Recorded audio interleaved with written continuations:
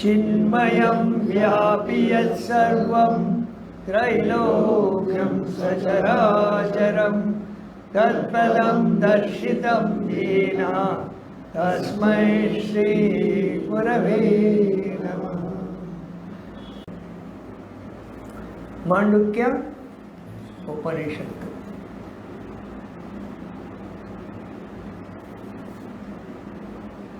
ಏಕಂ ಮಾಂಡುಕ್ಯಮೇವ ಅರಂ ಮುಮುಕ್ಷೂಣಾಂ ವಿಮುಕ್ತಯೇ. ಮುಮುಕ್ಷುಗಳಿಗೆ ಮಾಂಡುಕ್ಯ ಉಪನಿಷತ್ತು ಒಂದು ಸಾಲು. ಬೇರೆ ಎಲ್ಲ ಅಲ್ಲಿ ಹೋಗಿ ಎಲ್ಲ ಕಡೆ ಹೋಗೋ ಬದಲು ಒಂದು ಹಿಡ್ಕೊಂಡ್ರೆ 5 ವರ್ಷದಿಂದ ನಾವು ಮಾಂಡುಕ್ಯ ಉಪನಿಷತ್ತು ಮಾಡ್ತಾ ಇದ್ದೀವಿ. ಬರೀ 5-6 ಮಂತ್ರಗಳನ್ನೇ ಮಾಡ್ತಾ ಇದ್ದೀವಿ. 5-6 ಮಂತ್ರ ಮಾತ್ರ ಮಾಂಡುಕ್ಯ ಉಪನಿಷತ್ತಲ್ಲಿ ಇರೋದು 12 ಮಂತ್ರಗಳು. ನಾವು ಮಾಡ್ತಾ ಇರೋದು ಬರೀ 6. ಇನ್ನು 7ನೇ ಮಂತ್ರಕ್ಕೆ ಹೋಗಿಲ್ಲ. ನಾವು 6ನೇ ಮಂತ್ರದಲ್ಲೇ ನಿಂತಿದ್ದೀವಿ. ಇನ್ನೂ 6 ಮಂತ್ರ ಏನು ನೋಡಬೇಕಲ್ಲ, ಕ್ಯೂರಿಯಾಸಿಟಿ. 5-6 ಮಂತ್ರಕ್ಕೆ ಉಪನಿಷತ್ತಲ್ಲಿ ಏನು ಹೇಳಬೇಕು ಅದು ಹೇಳಿಬಿಡುತ್ತೆ, ಅಡ್ಜಸ್ಟ್ ಆಗೋಗುತ್ತೆ. ಆಮೇಲೆ ಏನಿದೆ, ಒಂದು ಕ್ಯೂರಿಯಾಸಿಟಿ, ಸ್ವಲ್ಪ ಒಂದು ಸಿಂಹಾವಲೋಕನ ಮಾಡೋಣ. ಮೊದಲನೇ 2 ಮಂತ್ರಗಳು ಗೊತ್ತು. ಈಗ ನಾವು 5-6 ಮಂತ್ರ ಎಲ್ಲರಿಗೂ ಆಲ್ಮೋಸ್ಟ್ ಫೆಮಿಲಿಯರ್. ಓಂ ಇತ್ಯೇದಕ್ಷರಮಿದಂ ಸರ್ವಂ ತಸ್ಯ ಉಪವ್ಯಾಖ್ಯಾನಂ ಭೂತಂ ಭವತ್ ಭವಿಷ್ಯದಿತಿ ಸರ್ವಂ ಓಂಕಾರ ಏವ ಯಸ್ಯ ಅನ್ಯತ್ ತ್ರಿಕಾಲಾತೀತಂ ತದಪಿ ಓಂಕಾರ ಏವ. 3 ಕಾಲ ಆದ್ಮೇಲೆ ಓಂಕಾರ.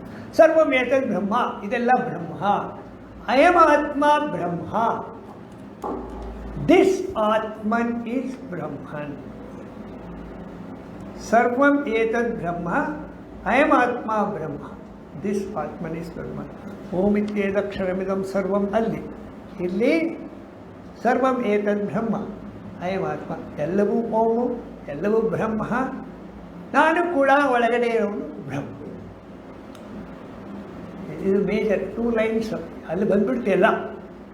ಅದನ್ನು ಹೇಳಲಿಕ್ಕೆ ಅಯಮಾತ್ಮ ಬ್ರಹ್ಮನ ಹೇಳಕ್ಕೋದಕ್ಕೋಸ್ಕರ ಜಾಗೃತ ಸ್ವಪ್ನ ಸುಷುಪ್ತಿ ನಮ್ಮ 3 ಅವಸ್ಥೆಗಳನ್ನು ತಗೊಂಡು ಯಾವುದೇ ಉಪನಿಷತ್ತು ಪ್ರತಿಪಾದನೆ ಮಾಡಬೇಕಾದ್ರೆ ಒಂದು ಪ್ರಕರಣ ಇರಬೇಕು. ಇಲ್ಲಿ ನಮ್ಮಲ್ಲಿ ಏನು ಪ್ರಕರಣ ಅಂದರೆ ಅವಸ್ಥಾತ್ರಯ ವಿವೇಕ. ಅವಸ್ಥಾತ್ರಯ ವಿವೇಕ ತಗೊಂಡು ಅದನ್ನು ಯಾರನ್ನ, ಬ್ರಹ್ಮವನ್ನು ಪ್ರತಿಪಾದನೆ ಮಾಡಲಿಕ್ಕೆ ಹೋಗೋದು, ಓಮನ್ನು ಪ್ರತಿಪಾದನೆ ಮಾಡಲಿಕ್ಕೆ ಹೋಗೋದು, ಸ್ವರೂಪವನ್ನು ಪ್ರತಿಪಾದನೆ ಮಾಡಲಿಕ್ಕೆ ಹೋಗೋದು. ಯಾವುದನ್ನು ತಗೊಂಡು ಜಾಗೃತ್ ಸ್ವಪ್ನ ಸುಷುಪ್ತಿ 3 ಅವಸ್ಥೆಗಳು. ಆಯ್ತಾ? ಸರ್ವಮೇತದ್ ಬ್ರಹ್ಮ, ಅಯಮಾತ್ಮ ಬ್ರಹ್ಮ, ಸೋಯಮಾತ್ಮ. ಚತುಷ್ಪಾದ 4 ಪಾದಗಳು ಇದ್ದಾವೆ ಅಂತ ಹೇಳ್ತದೆ. 4 ಪಾದಗಳು. ಮೊದಲನೇ ಪಾದ ಏನು? ಜಾಗೃತ ಸ್ಥಾನ. ಸಪ್ತಾಂಗ ಏಕೋನವಿಂಶತಿಕ ಸ್ಥೂಲಭುಕ್ ವೈಶ್ವಾನರ ಪ್ರಥಮ ಪಾದ. ಮೊದಲನೇ ಪಾದ ಎಲ್ಲ ಆಯಿತು. ಏನು? ಸಪ್ತಾಂಗ ಏಕೋನವಿಂಶತಿಕ ಸ್ಥೂಲಭುಕ್, ಸ್ಥೂಲಭೋಗಿ ಇವನು ಪ್ರಥಮ ಪಾದ. ಪರಬ್ರಹ್ಮತತ್ವ ಸ್ಥೂಲಭೋಗಿಯಾಗಿ ಇರುವಂತೆ ತೋರ್ತಾನೆ. ಎಚ್ಚರದ ಅವಸ್ಥೆಯಲ್ಲಿ ತೋರ್ತಾನೆ ಅಷ್ಟೇ. ನಾವು ಯಾವುದನ್ನು ಸೀಲ್ ಹಾಕ್ಬಿಟ್ಟು ಅವನೇ ಅಂತ ಹೇಳಲ್ಲ ಇವಾಗ. ನಾವಿರೋದೇ ಮಾಯಾ ಪ್ರಪಂಚದಲ್ಲಿ. ಮಾಯೆಯನ್ನು ಸೀಲ್ ಹೊಡೆಯೋದು ನಾವು. ಮಾಯಿಂದ ಆಚೆ ಹೋದ್ಮೇಲೆ ನೀವು ಮಾಯ ಅಂತ ಹೇಳಬೇಕು. ಇಲ್ಲೇ ಕೂತ್ಕೊಂಡು ನೀವೇನು ಡಿಸೈಡ್ ಮಾಡೋದು. ಸೊ ಅವನೇನು ಜಾಗೃತ ಸ್ಥಾನದಲ್ಲಿ ಸ್ಥೂಲಭುಕ್, ಅವನಿಗೆ ವೈಶ್ವಾನರ ಪ್ರಥಮ ಪಾದ. ಸ್ವಪ್ನಸ್ಥಾನೋ ಅಂತಃಪ್ರಜ್ಞ, ಅಲ್ಲೂ ಕೂಡ ಸಪ್ತಾಂಗ ಏಕೋನವಿಂಶತಿ ಮುಖ ಸ್ಥೂಲ ಪ್ರವಿವಿಕ್ತ ಬುಕ್, ಅವನು ಸೂಕ್ಷ್ಮ ಭೋಗಿ. ಸ್ವಪ್ನದಲ್ಲಿ ಅಂದರೆ ಸ್ವಪ್ನ ಅಂದರೆ ನೀವು ನಿದ್ರೆ ಮಾಡುವಾಗ ಸ್ವಪ್ನ ಅದು ತಗೋಬೋದು. ನೀವು ಒಂದು ಕಡೆ ಕೂತ್ಕೊಂಡು ಹಳೆಯದು ಮುಂದೆ ಆಗಬೇಕಾಗಿರೋದು ಎಲ್ಲ ಕೂತ್ಕೊಂಡು ಯೋಚನೆ ಮಾಡಿ ಪಿಕ್ಚರು ಅದು ಕೂಡ ತಗೋಬೋದು. ಡ್ರೀಮ್ ವರ್ಲ್ಡ್, ಇಮ್ಯಾಜಿನರಿ ವರ್ಲ್ಡ್ ಅದನ್ನು ತಗೋಬೋದು. ಅಲ್ಲೂ ಕೂಡ ಸೂಕ್ಷ್ಮ ಭೋಗಿ. ಏಕೋನವಿಂಶತಿ ಮುಖ, 19 ಮುಖಗಳು ಅದೆಲ್ಲ ಮೊದಲೇ ಮಾಡಿದ್ದೀವಿ, ಪುನಃ ಅಲ್ಲಿ ಹೋಗೋದು ಬೇಡ. ಇಲ್ಲಿ ಏನೋ ಒಂದು ಇಂಪಾರ್ಟೆಂಟ್ ಇದೆ.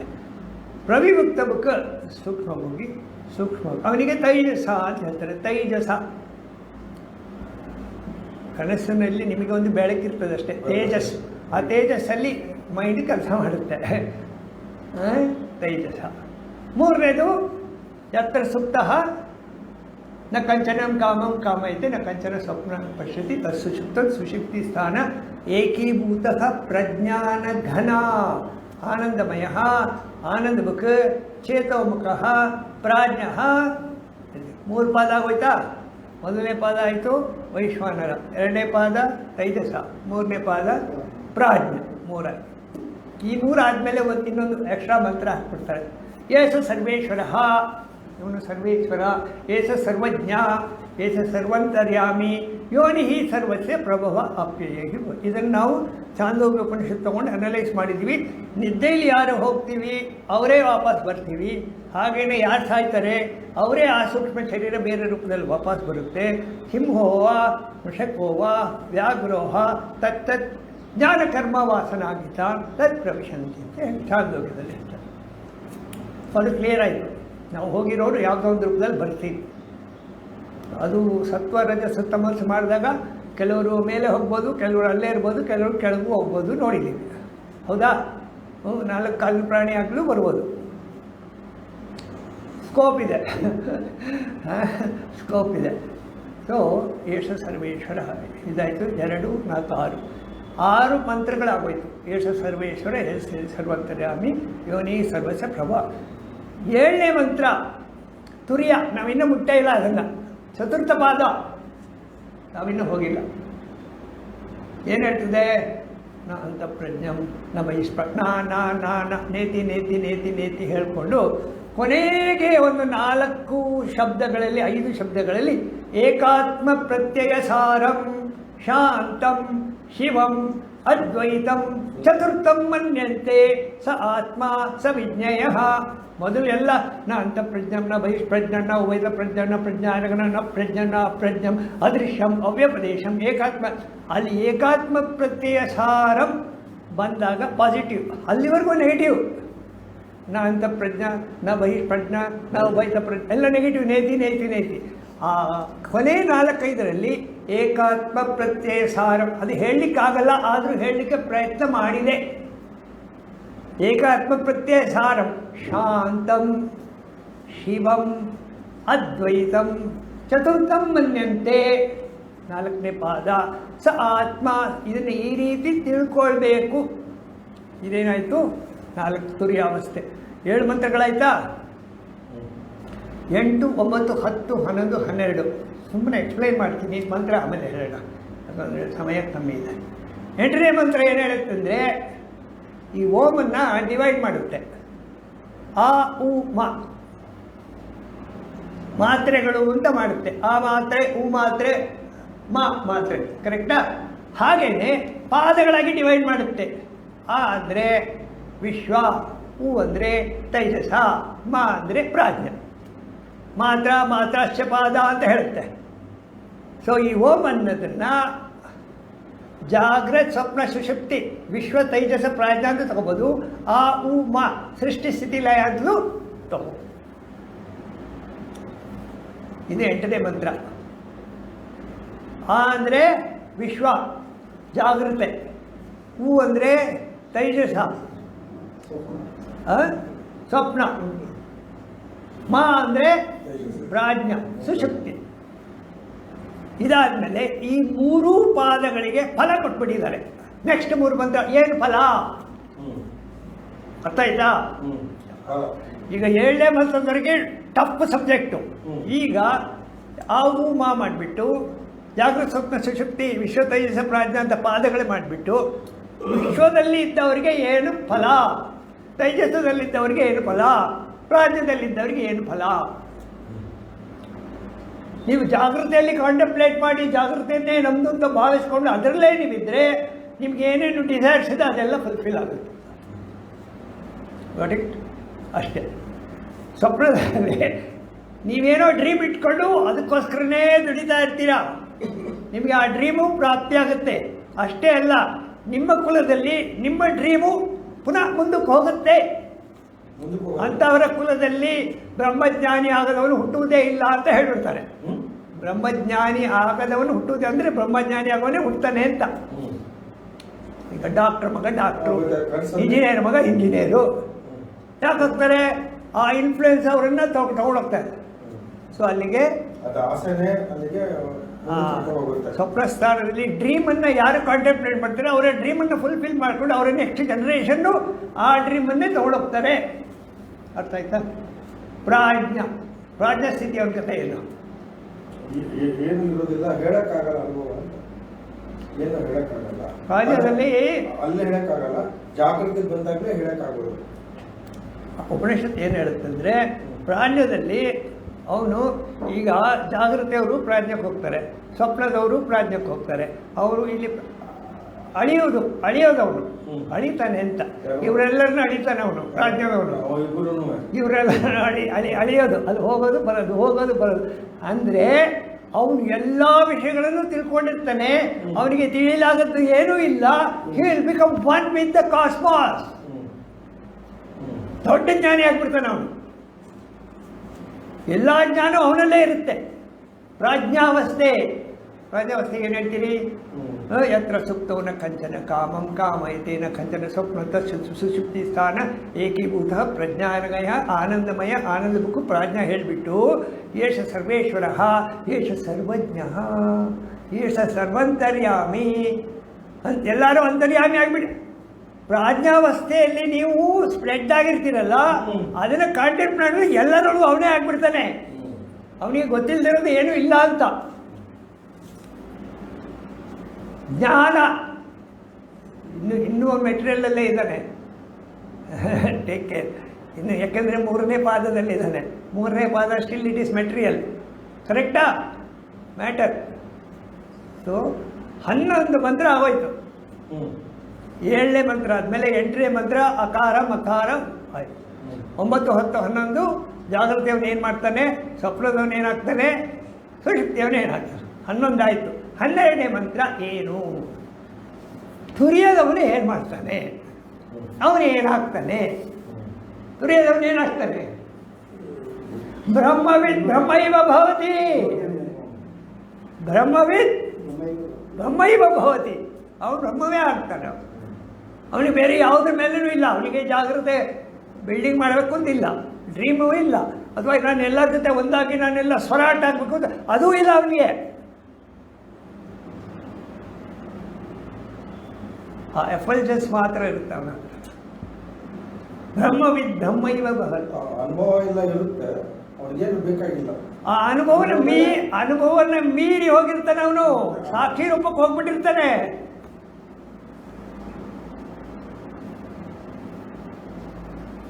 ಬ್ರಹ್ಮವಿದ್ ಬ್ರಹ್ಮೈವ ಭವತಿ. ಸೊ 12 ಮಂತ್ರಗಳು ಬಂದ್ಬಿಡ್ತು. ಬರೀ ನಾವು 5 ವರ್ಷದಿಂದ ಬರೀ 6 ಮಂತ್ರಗಳು ಮಾಡ್ಕೊಂಡು ಬಂದಿದ್ದು. 7ನೇ ಮಂತ್ರ ಇನ್ನು ಎಂಟರ್ ಆಗಿಲ್ಲ. ಅದಾದಮೇಲೆ ಇರೋದು 5 ಮಂತ್ರ ಇವಾಗ ಹೇಳಾಯಿತು. ಮಾಂಡಕ್ಯ ಉಪನಿಷತ್ತು ಟೋಟಲ್ ಏನಂತ ಗೊತ್ತಾಯ್ತು ನಮಗೆ ಇವಾಗ, ಆಯಿತಾ? ಸೊ ನಾವೇನು ಮಾಡ್ತಾ ಇದ್ದೀವಿ ಇಷ್ಟು ದಿವಸ ಅಂದರೆ, ಸರ್ವಂ ಏತದ್ ಬ್ರಹ್ಮ ಅಯಮಾತ್ಮ ಬ್ರಹ್ಮ ಅನ್ನೋದನ್ನು ಯಾವ ರೀತಿ ಓಂಕಾರ ಇಟ್ಕೊಂಡು ಸ್ಲೋ ಆಗಿ ಸೌಂಡ್ ಮಾಡಿ ನಮ್ಮ ಸ್ವರೂಪಕ್ಕೆ ಹೋಗಬೇಕು. ನೀವು ಓಂಕಾರ ಇಟ್ಕೊಂಡು ಹೋಗ್ಬೋದು, ಅಥವಾ ನೀವು ಮನೇಲಿ ಯಾವುದಾದ್ರು ದೇವರ ವಿಗ್ರಹವನ್ನು ಅಥವಾ ರಿಲೀಜಿಯಸ್ ಪರ್ಸನಾಲಿಟೀಸ್ ರಾಮ ಅಥವಾ ಕೃಷ್ಣ ಅಥವಾ ನರಸಿಂಹ ಯಾವುದೋ ದೇವರನ್ನ ಅಥವಾ ದೇವಿ ಯಾವುದೋ ನೀವು ಕಾಂಟೆಂಪ್ಲೇಟ್ ಮಾಡ್ತಾ ನೀವು ನಿಮ್ಮನ್ನೇ ನೀವು ಮರೆತು ಅಲ್ಲೂ ಕೂಡ ನೀವು ನಿಮ್ಮ ಸ್ವರೂಪಕ್ಕೆ ಸೈಲೆನ್ಸ್ಗೆ ಹೋಗ್ಬೋದು. ಓಂ ಹಿಡ್ಕೊಂಡೇ ಹೋಗಬೇಕು ಅಂತ ಇಲ್ಲ. ಅರ್ಥ ಆಯ್ತಾ? ಓಂಕಾರ ಉಪಾಸನೆ ಅದೇ ಮಾಡಬೇಕು, ಇದೇ ಮಾಡಬೇಕು.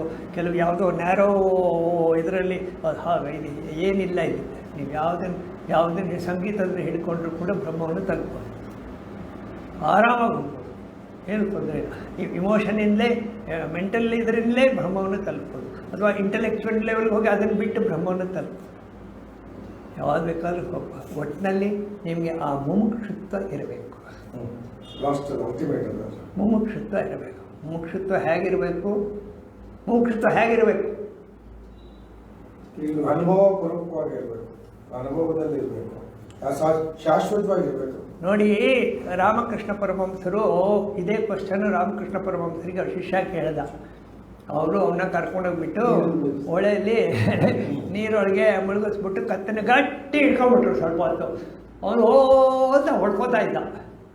ಸ್ವಲ್ಪ ಹೊತ್ತಾದ್ಮೇಲೆ ಮೇಲೆ ಬಿಟ್ಟರು. ನಿನಗೆ ಏನು ಅನ್ನಿಸ್ತು ಒಳಗಡೆ? ಏನು ಅನ್ನಿಸ್ತು? ಮೇಲೆ ಹೊರಗೆ ಬರ್ಬೇಕು. ಒಂದು ಸಾರಿ ಮೇಲೆ ಬಂದ್ಬಿಡ್ತೀನಿ. ಇದು ಮುಮುಕ್ಷುತ್ವ. ಒಂದು ಸಾರಿ ಮೇಲೆ ಬಂದ್ಬಿಡ್ತೀನಿ. ಉತ್ಕಟ ಇಚ್ಛೆ. ಉತ್ಕಟ ಇಚ್ಛೆ. ದ ಇಂಟೆನ್ಸಿಟಿ ಆಫ್ ಯುವರ್ ಇದು ಅರ್ಜ್. ಬರಬೇಕು ಬರಬೇಕು ಬರಬೇಕು ಬರಬೇಕು ಬರಬೇಕು ಬರಬೇಕು.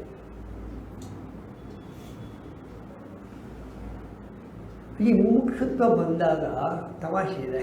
ಮುಮುಕ್ಷುತ್ವ ರಜೋಗುಣದಲ್ಲಿ ಬರಲ್ಲ, ತಮೋಗುಣದಲ್ಲಿ ಬರಲ್ಲ, ಅದು ಸತ್ವಗುಣದಲ್ಲೇ ಬರಲ್ಲ. ತಮೋಗುಣದಲ್ಲಿ ಮುಮುಕ್ಷುತ್ವ ಬರಲ್ಲ, ರಜೋಗುಣದಲ್ಲಿ ಬರಲ್ಲ, ಸತ್ವಗುಣದಲ್ಲಿ ಬರುತ್ತೆ. ಸತ್ವಗುಣದಲ್ಲಿ ಬಿಡಬೇಕು ಅಂತ ಭಗವದ್ಗೀತೆದೊಂದು ಶ್ಲೋಕ ಇದೆ ನೋಡಿ. ಈ 3 ಜನರಲ್ಲಿ ಈ ಸಾಧನೆ ಹೇಗೆ ಹೋಗುತ್ತೆ?